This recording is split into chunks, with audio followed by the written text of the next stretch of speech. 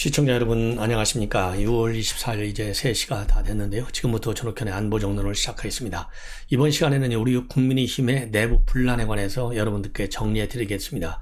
내부 분란이 심해지는 것은요, 사람은 다 누구든지 감정이 있는 건 아니겠어요? 꼭 이성만 가지고 살아갈 수는 없겠죠. 그러나 자리에 따라서는 그 감정을 얼마만큼 통제할 수 있느냐에 따라서 인격의 높낮이가 인격이 있느냐 없느냐 이 평판을 받는 것 아니겠습니까?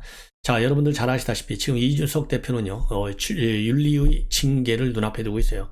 이미 지금 김철근 정무실장 최측근 중에 한 명인데, 이 김철근 정무실장이 윤리위에 나와서 7억 투자 유치 각서를 써준 거에 관해서 이제 증거인멸 교사 의혹, 이게 이제 제기돼 가지고요. 이것이 이제 품의 유지를 위반했다, 이러한 지금 혐의를 받고 있어요.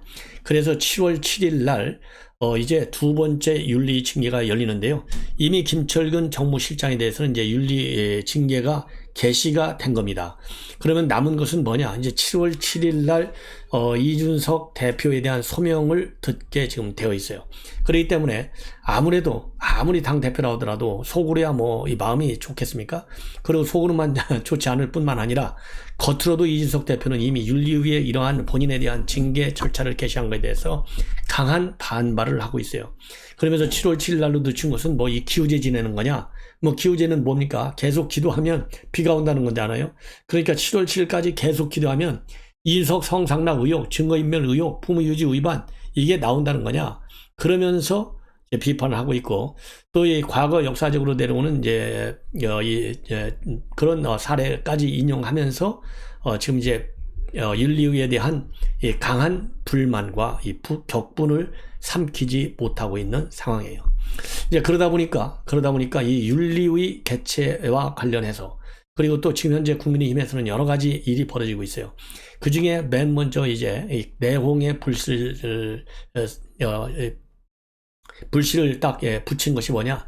혁신의 구성 문제입니다. 근데 혁신의 그 자체, 혁신한다고 하는데 이 반대할 사람은 누가 있겠어요? 그런데 마침 혁신의를 한다고 하면서 무슨 얘기를 꺼내느냐면 공천 문제도 다루겠다 얘기를 한 거예요. 그러니까 최고위에서는 공천 문제는 얘기 안 하다가 혁신의만 그렇게 구성한다고 그랬으니까 좋게 뭘 개혁한다고 그러니까 반대할 이유가 없었는데, 느닷없이 공천 문제 제기하면은 어차피 이준석 대표는 내년 6월이면 떠나게 돼 있는데, 그 이후에 당대표로 당대표에 말하자면 이 족쇄를 끼우는 거 아니냐? 이거는 현 당대표가 할 일이 아니다.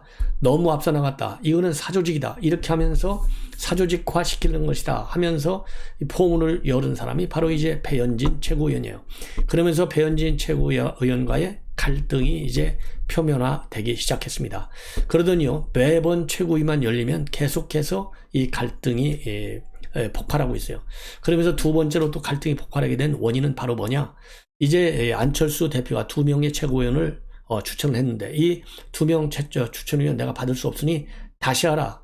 그렇게 이 이준석 대표가 입장을 발표하니까 그 옆에 있던 이제 배현진 최고위원이 아니 무슨 소리냐? 그렇게 보면 당신 졸렬하게 보여. 이렇게 얘기를 한 거예요. 그러니까 거기서부터 다시 이제 제2탄이 폭발이 됐어요. 그러면서 이제 말 하나, 그리고 동작 하나가 언론의 집중적인 이제 스포트라이트를 받게 되고요. 특히 요즘은요, 이제 옳은 소리, 그러니까 국민의힘의 유튜브 방송이잖아요. 여기에서 이 공개 부분에 대해서는요, 전량 현장 중계를 해요. 그러다 보니까 이렇게 현장 중계하는 유튜브 방송까지 있으니까 전부 다 리플레이에서 다 볼 수가 있어요. 그러다가 이제 어제 사건이 난 게 이제 악수와 관련된 얘기입니다. 이준석 대표한테 미리 와 있던 배현진 최고위원이 악수를 청하니까 악수를 받지 않아요. 그러니까 지나가다가 배현진이 어깨를 툭 치고 들어가는 겁니다. 자, 악수를 청했는데 악수를 안 받는다. 이거는요, 어린애들 요즘은 그렇게 안 해요. 어린애들도 요즘은요, 굉장히 약하셔가지고 스마트해져가지고 겉으로 표시 안 해. 그런데 이렇게 어른 정도가 아니고요. 어른 정도 아니고 당 대표하면 당에서 최고의 어른이에요. 대한민국 의전 서열 7위입니다. 이런 이준석 대표가 설령 배현진 의원이 잘못했다 하더라도 악수는 받고 나중에 지적할 게 있으면은 비공개 회의에서 지적을 하든지, 아니면 별도로 당 대표실, 그래서 당 대표방 큼지막해요. 거기 오라고 그래서 당신 이러면 되냐 말이야. 내가 기분이 나빴다 이러지 말라. 이렇게 하는 게 좋지. 거기서 악수를 또 안 받아. 그러니까 배현진 의원은 지나가다가 어깨를 툭 치고 가요. 툭 치는 것도 이제 보는 사람에 대해서 뭐 쳤다고 하는 사람, 스매싱 했다는 사람, 때렸다는 사람, 뭐 찰싹했다는 사람, 이게 가지각색의 해석이 나오면서 내부 분란이 이제 매번 언론에 중계가 되는 거예요. 이러다 보니까 이제 권성동 이 원내대표가 두 번에 걸쳐서 이 싸우지 마라, 이러지 말라 그러면서 책상도 내리치고 말이죠. 마이크도 끄고 회의를 중단하고 이런 사단이 지금 벌어지고 있는 거예요. 그러다 보니까 이제 이준석과 친한 분들, 예를 들어 오신환 전 의원이라든가, 그 다음에 이제 하태경, 이런 사람들은 이제 이준석 편을 드는 것이고, 또 그렇지 않은 사람, 또 이준석과 반대 노선을 걷는 사람들은 이준석 당 대표가 돼갖고 뭐라고 하는 거냐, 이런 또 얘기도 있고요. 그리고 이제 배현진의 말하자면 멘토라고 볼 수 있는, 가까운 홍준표 의원도 이거는 이준석 대표가 당을 매끄럽게 운영하지 못하는 미숙한 면도 있지만은 새로운 지금 현재 이 최고의 시스템에 대해서 잘 모르는 배현진의 잘못도 크다. 그래서 배현진 좀 공부 좀 하라. 이런 따끔한 또 질타도 하고 나섰어요. 그러다가 결국은요, 놀고 있네. 왜냐면 뭐 이 청문원다 코너가 있잖아요. 청년 플랫폼. 여기에서 이거 뭐 둘이서 악수도 안 하고 이런 거 어떻게 보냐. 그러니까 그냥 딱 한마디. 이거 뭐 이 홍준표 의원의 이 촉이 굉장히 좋잖아요. 놀고 있네. 놀고 있네. 라고 하는 이 표현의 어떤 이 적절성 여부를 떠나서요. 그만큼 국민들의 눈에 보치는 것은 정말 놀고 있는 걸로 보이는 거예요. 지금 놀고 있을 때입니까? 지금 지금 우리 정부가 정권 교체는 했지만요. 여의도는 누가 꽉 잡고 있어요? 민주당이 꽉 잡고 있어. 민주당이 꽉 잡고 있기 때문에 민주당의 협조 없이는 한치도 못 나가. 이거 민주당에서는 얼마나 좋은, 지금 민주당은 지금 집안 싸움이 나가지고 이준석과 비슷한 성상납하고는 성 문제가 지금 굉장히 당을 완전히 코너로 몰고 있지 않습니까? 그런데다가 지금 여러 가지 내홍이 이재명의 당대표 출마를 두고 지금 싸움이 보통이 아니에요. 그런데다가 지금 문재인 이제 뭐 포토라인에 쓸 거는 시간 문제고 이재명 마찬가지입니다. 민주당은요 이 파산 직전까지 가고 있어요. 그런데 이거를 갖다가 우리가 잘 끌어서 협치의 대상으로 삼아도 될까 말까 한데 내부의 치부가 이렇게 적나라하게 나타나니까 민주당이 지금 얼마나 좋아하겠어요. 이래 갖고는 정권 교체의 효과를 볼 수가 없는 것이죠. 그러다 보니까 여기저기서 우려의 목소리가 나오고, 그리고 이제 어제 그 악수하는 장면에서 또 뭐가 나왔느냐. 지금까지는 이제 배현진과 이 이준석 대표 간의 갈등 문제만 나왔는데, 지금 이제 오늘 보도되는 바로는 어제 비공개에서 조수진 의원하고 이준석하고 또 붙었다는 거예요. 이미 이준석과 조수진과의 관계는 뭐 이 견원지간이라는 거 이런 뭐 여러분들 뭐 다 아시잖아요. 비공개 회의에서 또 이제 지구당 48개 지구당 위원장의 공모 문제를 가지고 이 한교 사무총장이 그거를 보고하니까 그거 공천과 관련된 거다. 그러면서 벌써부터 이 공천권이 불거지는데 그거는 당 내분으로 비춰질 우려가 있다. 이런 얘기를 배현진 최고위원이 했다는 거예요. 그러니까 이 조수진 최고위원도 거기에 거들었다는 거예요. 지방선거가 겹쳐 있어 갖고 공모 사실을 몰랐던 사람들도 있었는데 이렇게 되면 불공정하게 비칠 수 있다. 이런 얘기를 하니까 이준석 대표가 조직위원장 임명과 공천은 별개다. 그게 공정과 무슨 상관이 있느냐. 이렇게 불쾌감을 표현했다고 합니다. 그래서 둘 사이가 이렇게 서로 이제 설전이 오고 갈 거 아니에요. 그러니까 배현진 최고위원이 이준석 대표한테요. 당을 위해 좋은 얘기를 하면 때로는 대표가 좀 들어라. 이렇게 일가를 하고, 그러니까 이준석 대표가요 어디다 대고 지적질이냐 이렇게 언성을 높였다고 그래요. 그러니까 배현진도 물러서지 않고 지적질이라고 하셨나 어디다 대고 뭐라고 하시냐 또 이렇게 발끈했다고 합니다. 그리고 또 회의 말미에요. 이 배현진 최고위원이 제가 첫 번째로 혁신위원회 정의용 의원을 추천한 것을 쑥 빼놓고 왜 혁신위에 협조 안 했다고 절반만 말하냐 이렇게 따져 묻기도 하고요. 그러면서 이제 얼굴을 서로가 붉히고 원성을 높이니까 권성동 원내대표가 나서서 또 그러지 말고 그만 회의를 끝내자 이렇게 중재하고 이 비공개 회의가 15분 만에 끝났다는 거예요. 자, 지금 1시간 반씩 해도 지금 현재 여러 가지 한두 가지가 아니잖아요. 북송 북한 동포 2명을 그냥 닷새 만에 바로 북한한테 넘겨주는 거. 그 다음에 우리 해수공무원은 월북으로 단장한 사건 등등. 그리고 경제가 굉장히 어려워지고 있고. 그리고 우리 윤석열 대통령은 또 나토 정상회의도 가야 되고. 지금 굉장히 누적되는 현안들이 많은데 이렇게 한가하게 싸울 때가 아니지 않습니까?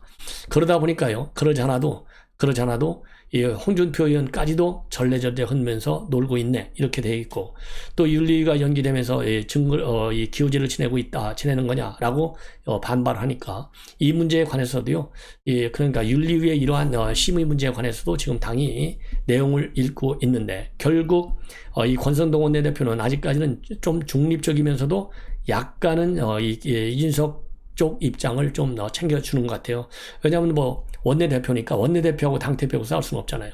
여러 가지 이유가 있겠죠. 겉으로 드러나는 것 말고서도. 그래서 윤리위 활동에 대해서 언급하는 것 자체가 적절치 않다.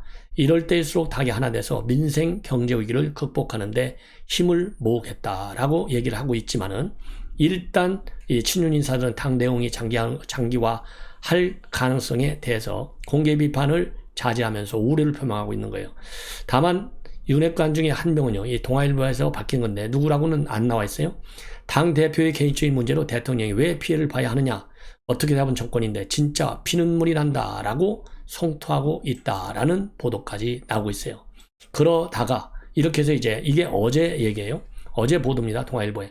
그래서 저도 어제 보도를 하려다가 이제 실명은 오늘 내일쯤 나오겠지 하면 보도를 하려고 했는데, 오늘 말이죠, 이준석 대표하고 장제원 의원 간의 대립이 폭발이 됐어요.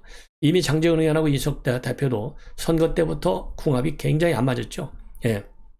그래서 과거에 이준석 대표가 그야말로 무단으로 가출했을 때 맨 먼저 간 사무실이 장제원 사무실에 쳐들어갔잖아요.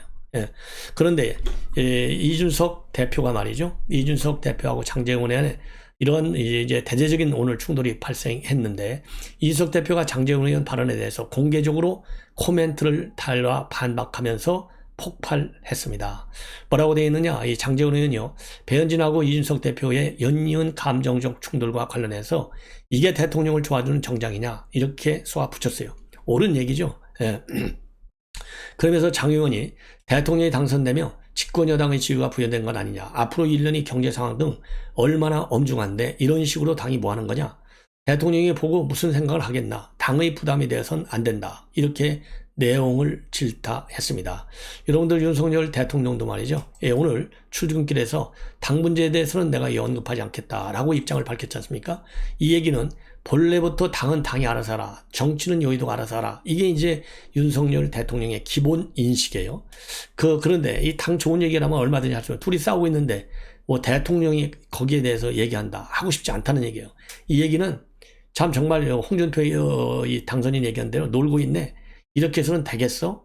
이 내용에 대해서 좋아할 사람이 누가 있어요? 싸우는 걸 좋아하는 주인이 누구 있고, 싸우는 걸 좋아하는 이 조직의 탑 리더가 누가 있겠습니까?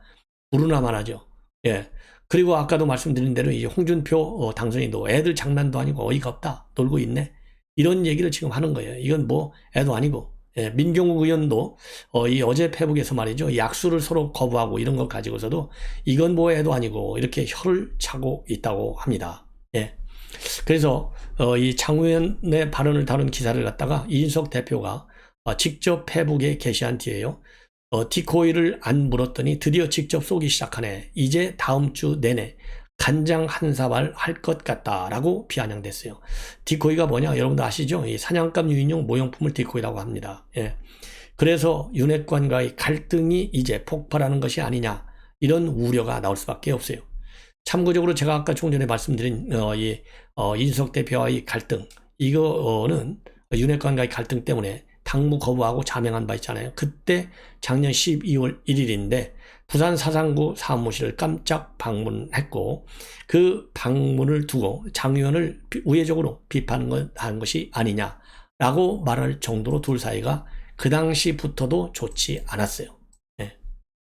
자, 이렇게 해서 갈등 관계가 굉장히 지금 심각한 상황에 있습니다.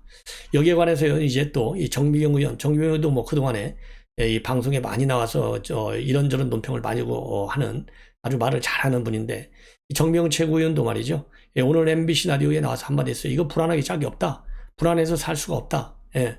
이렇게 얘기하고, 이 본인도 사실 악수 패싱하는 거 보지는 못했는데 나중에 화면을 보고 알게 됐고, 왜 그러는지 우리도 모르겠다. 그리고 뭐 이 공개 석상에서는 얘기 안 하고 있지만은 비공개적으로는 최고위원들도 좀 그러지 말라라고 문제가 있다 이렇게 해서 달래고는 있는데 이게 듣지 않는다 이겁니다. 예, 그러면서 지금 이럴 때가 아니고 정말 죄송하고 걱정스럽다. 불안해서 살 수가 없다. 그리고요, 2년 지금 후에 총선이 있게 되는데 이런 상황에서 이준석 대표를 쫓아내려고 하는 거 이게 말이나 되냐? 예, 이거 지금 쫓아내는 게 총선에 도움이 되겠냐? 이런 또 입장을 내놓고 있어요. 그러면서요, 윤리위원회가 징계를 절차한 거, 징계라고 하는 것은 어떤 결과물이 나왔을 때 그것을 보고 판단하는 것이지 윤리 자체에서 수사를 하는 건 아니다. 수사 결과물이 나오기 전에 윤리위가 징계 검토를 하는 게 맞는 것인지에 대해서는 저는 맞지 않다고 보고 이해가 도저히 가지 않는다. 그리고 2030 당원들이 탈당 의사를 표출하고 있다라는 언론 보도와 관련해서는요, 국민들이 무섭고 2030이 무서운데 왜 그러냐면 이분들은 지켜보고 있는 거다.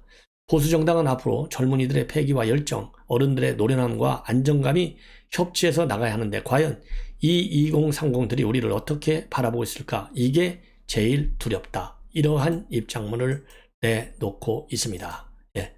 자, 이 정도로 해서요, 이 당 내분 상황 제가 종합적으로 나름대로 제가 정리를 해서 말씀을 드렸는데, 한마디로요, 되게 싸울 때 보면 윗사람하고 아랫사람하고 싸우면요, 윗사람이 손해보는 경우가 많아요. 윗사람이 손해봐야 그 조직이 평탄해요. 뭐 아주 예외적인 경우도 물론 있겠지만. 그래서 지금은 이 당 원로들도 이준석 대표 말이 너무 많다. 아니, 이준석이를 좋아하는, 이준석 멘토라고 하는, 이준석 대표가 최고 존경한다고 하는 김종인 비대위원장마저도 전에 이준석 대표가 너무나 말을 많이 하고 다닌다, 이런 얘기를 했고, 이재호 상임 고문도 이준석 대표가 대표나 되면서 이 당 말하자면 최고위원들 지도부하고 일일이 다 싸먹고 돌아다닌다, 이거는 아니올시다 라고 얘기했는데요. 먼저 제가 보기에는요, 이준석 대표의 통큰 리더십이 필요한데 그 가능성은 별로 없어 보입니다. 그래서요, 왜냐하면 뭐 지난 1년간 한 걸 보면 알잖아요. 뭐 어렸을 때 버릇 3살 버릇 80까지 간다고 하잖아요. 70인가요? 80인가요? 잘 모르겠네. 80이라고 그러죠. 80. 예. 그런데 그걸 1년간 한 거 보면 이준석 대표가 10년간 패널만 하다 보니까요, 본인이 의식을 하든 안 하든 간에 누가 얘기하면 참지 못해. 이게 큰 한계예요. 참을인자 한 10개쯤 써갖고 다니라고 하고 싶어요. 자, 그래서 제가 이번에는요, 제가 아주 굉장히 존경하는 우리 고향 어르신인데 선배님이신데요, 9월한 이 칼럼을 여러분께 소개시켜 드리겠습니다. 이 9월한 이 칼럼인데요, 이 9월한 아주 이제 원로 언론인이죠. 서울대학교를 졸업하시고 그리고 이제 언론인 생활을 평생 하신 분이에요. 그래서 세계일보 주필도 하고 이 방송문화진흥회 이사도 하시고 또 특파원도 하시고 정치부장도 하시고 한국기자협회 부회장도 하고, 한마디로 해서요, 이 언론 취재 현장을 아주 안 다닌 데 없이 다 다녀보셨고, 또 데스크에서 뭐 주필까지 했으면은 뭐 아주 제일 완숙한 언론인으로 이제 성공하신 분인데요. 우리 충남 서천의 이제 어르신입니다. 그래서 제가 이 9월한 칼럼 저에게 매일 보내주시는데, 제가 너무 혼자만 보기가 아까워가지고 여러분들과 이 중요한 주제에 관해서는 한번 공유하도록 하겠습니다. 그래서 이 이준석 대표의 최근에 이런 행태와 관련해서 좀 비판적 칼럼을 하나 쓰셨어요. 그래서 제가 한번 쭉 읽어드리겠습니다. 이준석은 자신이 남보다 더 똑똑하다고 믿는 것 같다. 매사에 자신만만함을 넘어서 오만함이 묻어난다. 한국 정치에서 가장 필요한 덕목은 겸손인데 그에게는 음식의 소금 같은 요소가 빠져 있는 거다. 더구나 이제 30대는 나이는 정치권 평균보다 어린 편이고 더더군다나 그는 당대표, 그것도 집권여당 대표다. 공식적인 행사에서 그가 대통령 옆자리에 앉아있는 모습을 보게 되는데 보통의 정치는 죽을 때까지도 그런 영광을 누리지 못한다. 미혼의 30대 청년, 그는 자신의 위치와 역할을 잊고 허공 중에 붕 떠 있는 건 아닌지 모르겠다. 그는 민주당 최모위원과 거의 동시에 성 문제에 걸려 있는데 그 태도도 많이 닮았다. 최강욱 얘기죠 뭐. 두 사람 다 당이나 국민에게 미안하다는 말은 하지 않은 것 같다. 또 정직하지 못하다. 문제를 숨기려 했던 것도 계속 아니라고 우기는 것도 같다. 닉슨의 태주를 가져온 워터게이트 사건도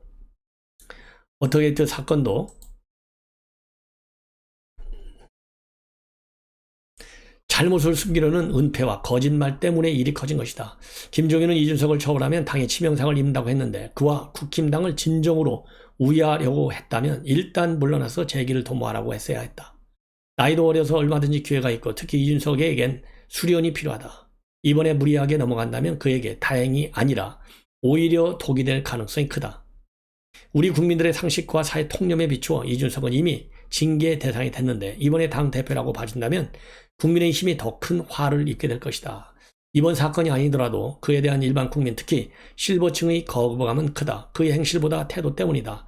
그는 경박하고 어딘지 건방져 보인다. 주장이나 이론에서는 언변이 뛰어난 그가 이길지 모르나 결국 그의 손해다. 그는 언변의 힘을 너무 믿는 것 같은데 그것도 착각이다. 지난 대선에서 잘했다고 생각하는 모양인데 그것도 착각이다. 그는 항상 어디로 튈지 모르는 리스크했다. 실버이프만 해도 1천만에 가깝다. 그들은 대개 이준석에게 비호의적이다. 이건 이준석 개인의 문제가 아니다. 국힘당 전체에 관한 문제다. 타격이 이만저만이 아닐 것이다. 이준석은 자리 지키기에만 몰두하지 말고 지금 당대표 선거를 한다면 과연 몇 표나 얻을지도 생각하기 바란다. 상당히 논리적으로 비판을 하고 있습니다. 그래서 이준석 대표는요, 이러한 아주 원로, 이 언론인의 이런 지적도요, 좀 아프게 되새겼으면 좋겠습니다. 시청자 여러분, 이것으로 본 방송을 마치겠습니다. 대단히 고맙습니다.